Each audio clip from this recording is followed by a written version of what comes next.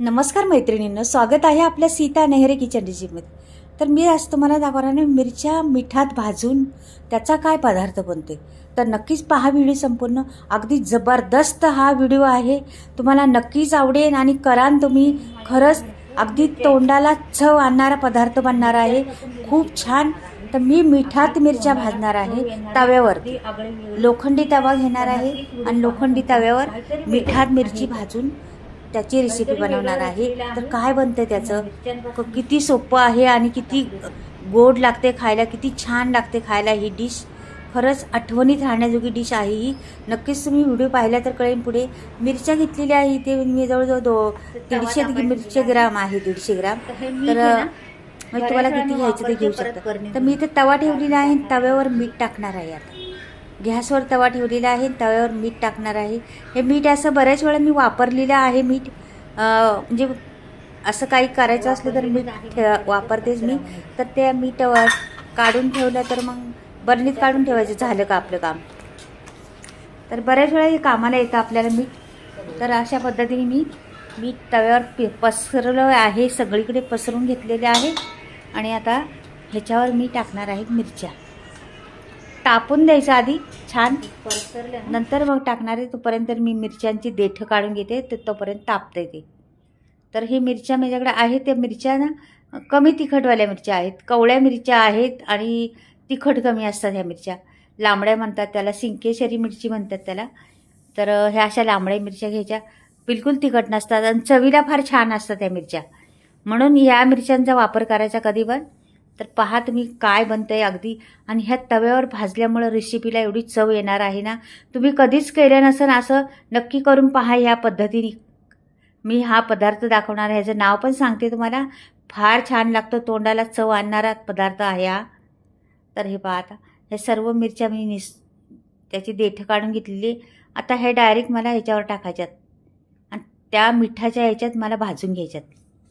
काय होतं, मिठामध्ये का भाजल्यामुळं, मिठात भाजलं ना तर अशी रेसिपी आपली आहे ना त्याला खमंगपणा पैदा होतो, त्याला टेस्ट वाढती भरपूर त्या रेसिपीला.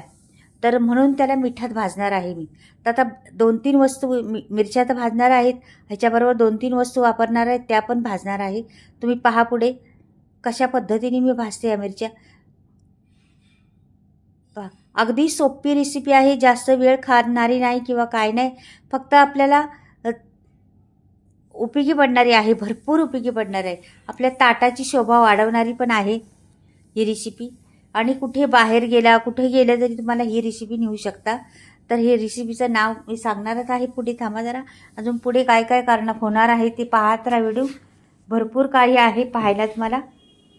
ह्या रेसिपीचं काय बनतंय, कशी बनते आणि कशा पद्धतीने मी बनवते ती. छान मात्र भाजून घ्यायचं.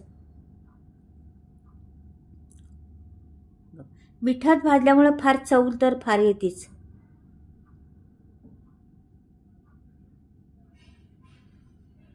छान असं उलटं पालटं करायचं, एकदम काळ्या पडून द्यायच्या नाही मिरच्या.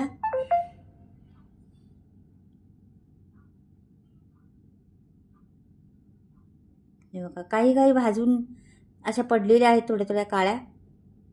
ह्या मिरच्यांचा रंग बदली होतो भाजल्यानंतर, ते पण समजतो आपण का ह्या भाजलेल्या आहेत म्हणून. ह्या मिरच्यांना काळे डाग पडतात मध्ये मध्ये, त्याच्यावर पण कळतं आपल्याला ह्या भाजल्या जातात मिठात म्हणून.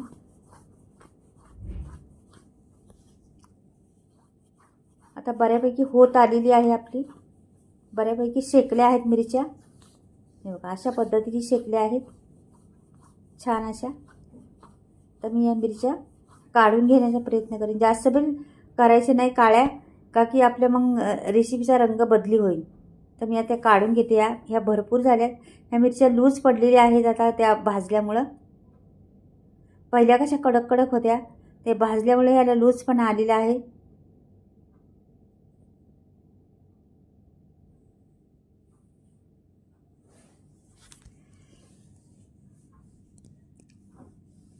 हे पहा, आता माझ्याकडे लसूण होता, तो पण मी भाजून घेते मिठातच. त्याला पण खरपूस भाजायचा मिठामध्ये. चांगला मूठभर लसूण होता, त्याला पण मी भाजून घेते व्यवस्थिशीर.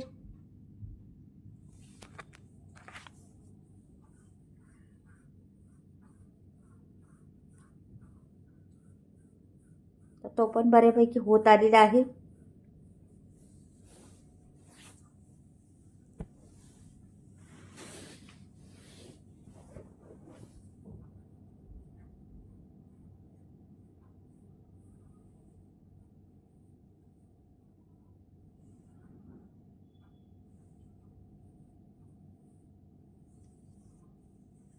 तर ह्याला काढता यायचा प्रॉब्लेम होईल, मग चाळणीत ठेवायचं. आपलं झारा आहे ना, झाऱ्यावर घ्यायचं आणि चाळून घ्यायचं, असं का ते सगळं मीठ पडून जातं खाली. अशा पद्धतीने ह्याला काढून घ्यायचं. संपूर्ण निघाला बघा. आता माझ्याकडे वाटीभर शेंगदाणे आहेत, ते पण टाकते त्याच्यात. ते पण भाजून घ्यायचं मिठातच. मग ह्या रेसिपीला चव कशी येणार, तर पार अशी चव येते.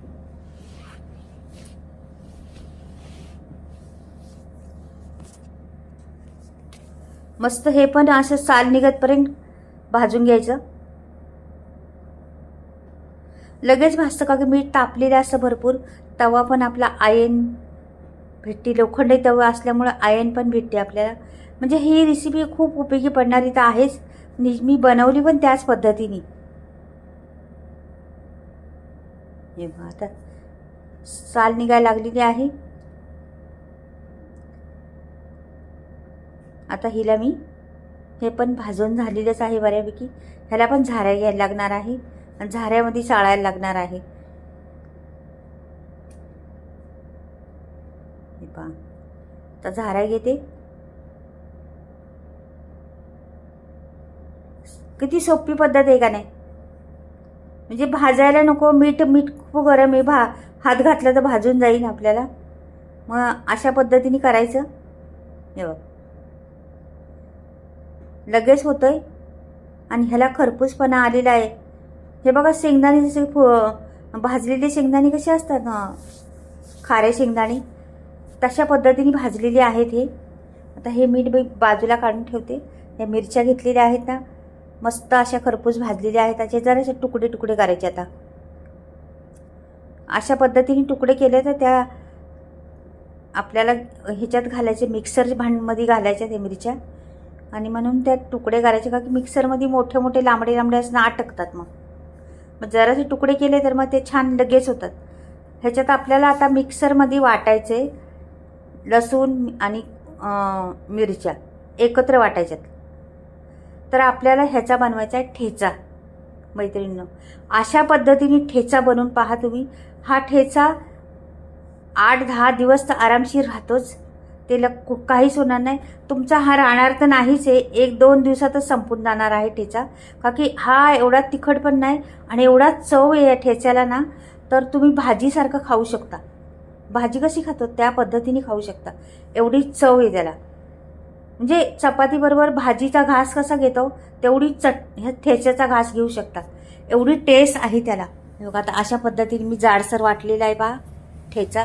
ठेचा बारीक नाही वाटायचा ना, आपल्याला जाडसरच हवी ना, म्हणून हा ठेचा मी बनवणार आहे.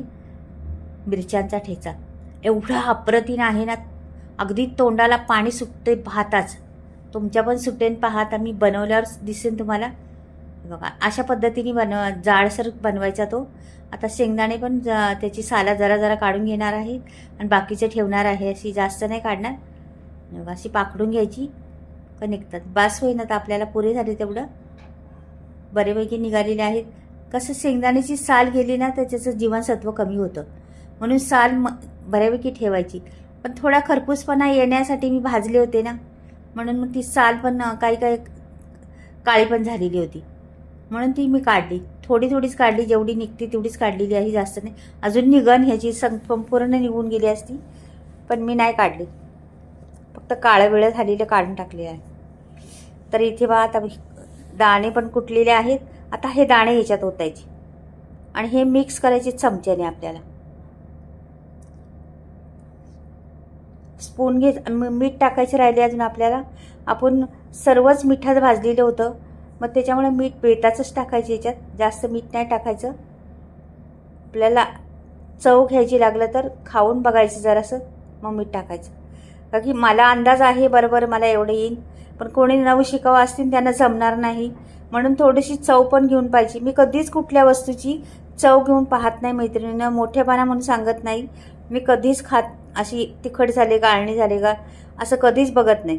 का की समजते आज 40 वर्ष झाले मी जेवण बनवते, त्याच्यामुळं प्रत्येक गोष्ट लक्षात आहे, प्रत्येक गोष्ट समजते.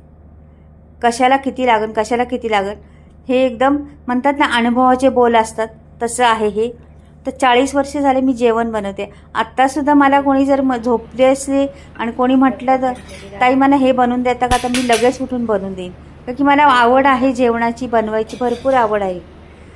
जेवण बनवून खायला घालायची सर्वांना खूप आवड आहे. म्हणजे कोणाकोणाचे छंद असतात ना, तर हा छंद आहे माझा. कुठला काहींचे ह्याचा छंद, कोणाचा वाचनाचा छंद, कोणाचा टी व्ही पाहण्याचा छंद, कोणाचा म्हणजे काय काय छंद असतात. तर मला जेवण बनवायचा छंद आहे. तर मैत्रिणी, आहे का चांगला छंद हा का वाईट आहे, ते पण कमेंटमध्ये मला लिहून पाठवा तुम्ही. माझा छंद आहे का चांगला तो. तर हे बघा, आता मी जिरं टाकलं आणि सफेद तीळ 1 चमचा टाकून कोथिंबीर टाकली. ह्याला तडका द्यायचा, ह्याला नंतर भाजायचे नाही, तडका द्यायचा त्याला. आणि तडक्यावर मग ती मस्त तडका झालेला आहे. एकदम पळीभर तेल ओतलं होतं मी आणि टाकले. आता टाकायचे त्यात तडका त्याच्यात.